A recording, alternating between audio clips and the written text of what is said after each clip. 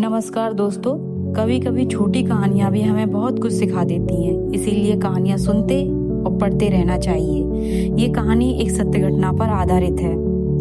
एक व्यापारी था जिसका नाम था मोतीलाल। मोतीलाल के एक पुत्र था।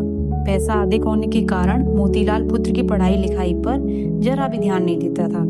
वो सोचता था कि हमारा स्वयं का व्यापार है और बेटा बड़ा होकर उसी को आगे बढ़ाएगा। इस लापरवाही के चलते उसका बेटा जो है वो बिगड़ गया। वो किसी भी काम को करने में रुचि नहीं लेता था।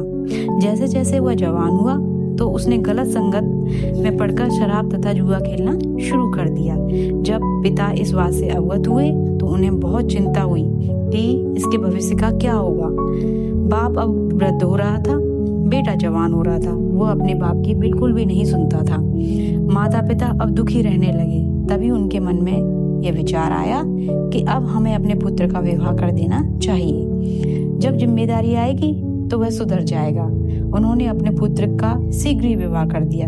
विवाह के बाद भी पुत्र के व्यवहार में किसी प्रकार का कोई परिवर्तन नहीं आया तो पिता चिंतित रहने लगा। इसी चिंता के कारण थोड़े समय के बाद माता पिता दोनों का देहावास हो गया। माता पिता की मृत्यु के बाद वह उनकी जोड़ी हुई सारी संपत्ति का मालिक हो गया। पैसा हाथ में आने पर उसकी ऐयाशी और बढ़ गई। पत्नी के मना करने पर वह उसको मारता पीटता था।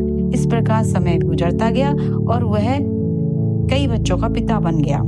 वह अपनी गृहस्थी की भी किसी प्रकार जिम्मेदारी नहीं उठाता था। बेचारी पत्नी घरों में जाकर साफ सफाई का काम करने लगी।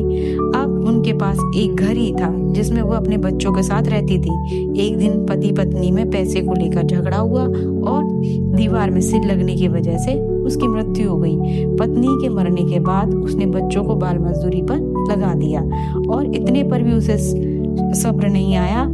वो उनके द्वारा कमाए हुए पैसों से और अधिक शराब पीने लगा।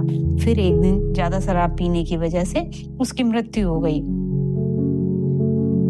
इस कहानी से हमें यह सीख मिलती है कि हमें अपने बच्चों के लिए पैसा जोड़ने के बजाय उन्हें काबिल बनाने पर अधिक ध्यान देना चाहिए। धन्यवाद।